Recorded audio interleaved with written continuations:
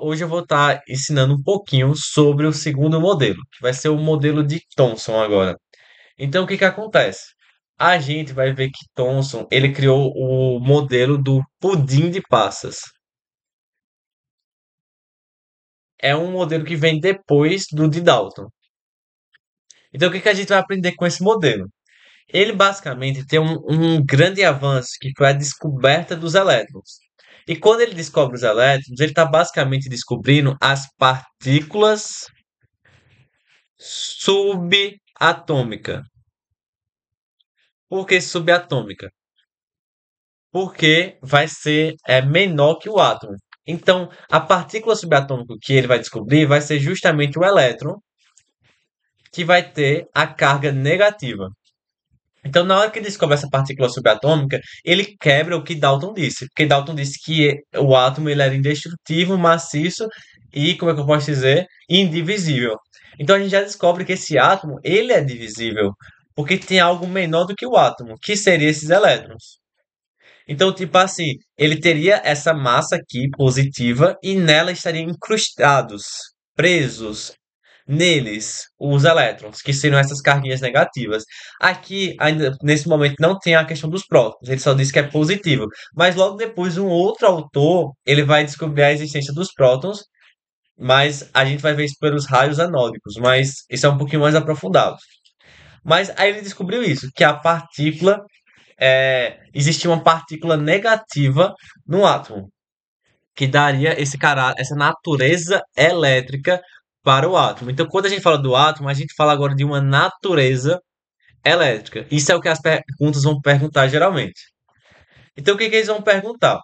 Questões de modelos atômicos de Thomson. Vão perguntar a diferença do de Dalton para o de Thomson, né? Que é justamente a questão de agora ter partículas subatômicas, os elétrons. Então, descobre isso, que o átomo é indivisível. A gente descobre também que ele vai ter natureza elétrica. Então, agora a gente vai falar de cargas dentro de um átomo. Então, a gente consegue ter essas novidades. Aí, outro ponto que gostam de perguntar é o nome. A gente dá um apelidinho para esse de pudim de passas, porque é como se fosse o pudim e as passas seriam a carga negativa. Aí vai falar assim: o modelo atômico de Thomson vai falar que existe uma esfera positiva no qual vão ter elétrons de cargas negativas incrustados nele. Aí, se for isso, modelo de Thomson. É o modelo que descobriu a natureza elétrica, os elétrons, modelo de Thomson. Aí, essas são as questões fáceis. Só que às vezes, algumas questões vão ser um pouquinho mais difíceis e vão perguntar como é que ele descobriu isso. Ele vai perguntar o experimento, porque o Enem, ele gosta de experimentos também. Então, quando você perguntar o experimento, você vai ter que tentar entender como foi que ele descobriu. Então, o que foi que ele fez? Thomson, ele basicamente, ele conectou aqui um eletrodo aqui e um outro eletrodo aqui. E conectou uma bateria nesse processo daqui. Aí descobriu que aqui era o cátodo, o polo negativo, e aqui era o ânodo, o polo positivo. E quando ele lançou isso, ele percebeu que saía uns feixes aqui, que como saía do cátodo, ele passou a chamar de raios catódicos. Só que ele não sabia ainda o que eram esses raios catódicos. E já adiantando, esses raios catódicos vão ser os elétrons que ele descobriu aqui. Então, como é que ele chegou nessa conclusão? Ele basicamente botou esses raios catódicos, aí esses raios catódicos começaram a sair assim. Só que nesse pedaço ele botou como se fosse uma paredezinha aqui de sulfeto de zinco. E o que esse sulfeto de zinco ele vai fazer? Ele, além de brilhar, ele vai impedir a passagem. Então, o que que acontecia? Na hora que os raios catódicos passavam aqui, ó, ele parava aqui e só saía nesses pontos. Então, o que que ele descobriu? Que aqui não passava. Então, ainda descobriu aqui que esses raios catódicos, que são os feixes de elétrons, eles andavam numa propagação retilínea. Porque se eles andassem assim, ó, como é que ia ser? Eles iam passar por aqui, ó, subir e pegar aqui, como se fosse no movimento ondulatório. Mas não, eles andam de maneira retilínea. Então, o que passou para cá, passou. O que não passou para cá, não passa. Mas se vier aqui de cima, ó, ele consegue passar para o lado do outro lado e brilhar no outro lado. Então, basicamente, ele descobriu isso, que tem esses raios catódicos vão ter uma propagação retilínea. Então, tipo assim, foi uma das primeiras coisas que ele descobriu, só que ela é a mais leve. Ela não é tão importante como as outras, beleza? Agora a gente vai descobrir a parte mais importante desse experimento. Ele botou de novo o eletrodo aqui e ligou na bateria e viu o cátodo e o ânodo. Aí os raios catódicos saem do cátodo.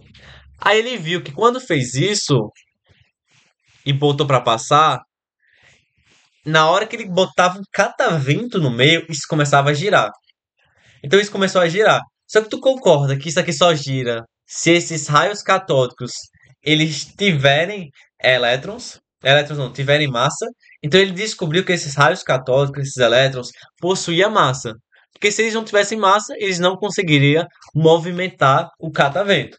Então isso foi uma descoberta nesse experimento também. Na hora que botou o catavento, percebeu que se movia. Então logo os elétrons tinham massa. Apesar que a massa ela é considerada desprezível quando compara com o núcleo, tinha massa. Só que ele ainda não sabia que existia núcleo e eletrosfera. Estou falando só para o pessoal que já sabe disso do modelo de Rutherford.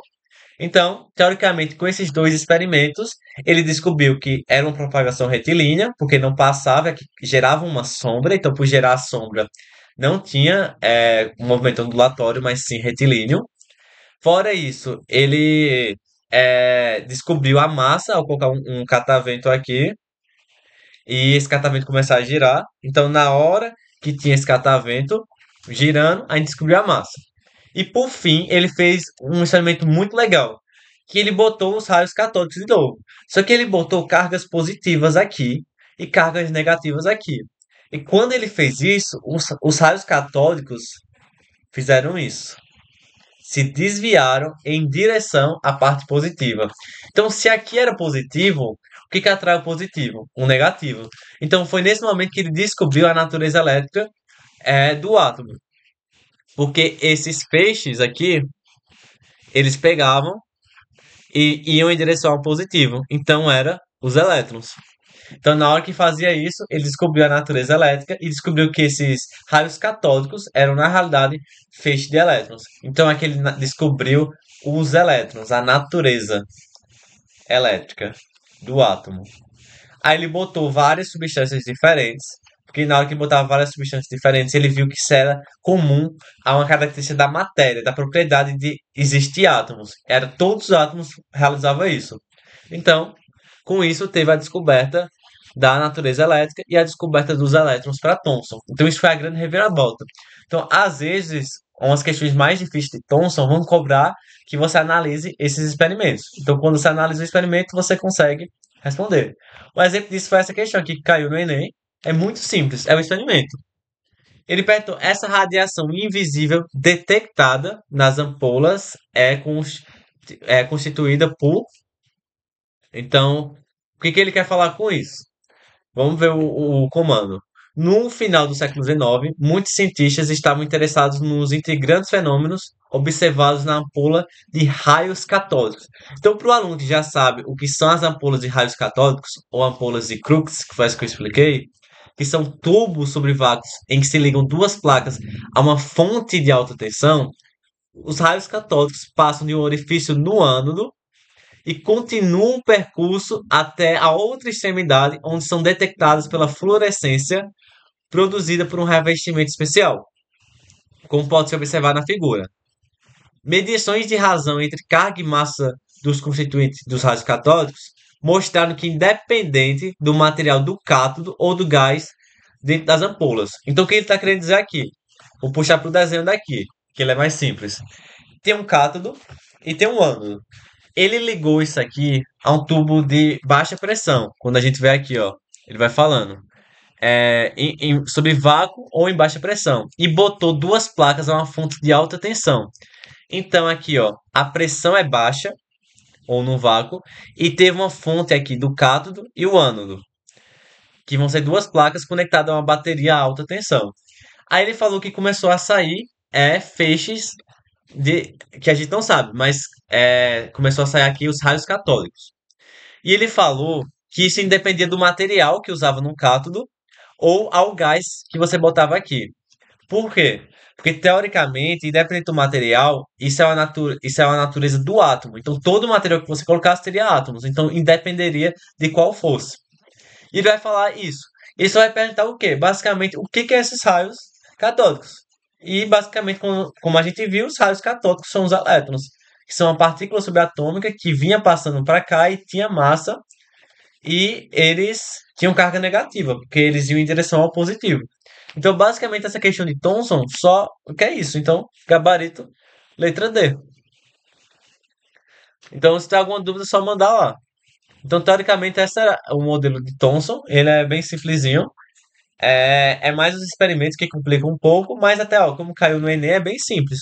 Só perguntou o que é os raios católicos e como todo mundo viu, se sai do cátodo, vai para o ânodo e tem um desvio para a parte positiva, seriam elétrons. Então você tinha que saber aqui desse experimento e que ele desviava para o positivo e que esses raios católicos foram para descobrir o elétron.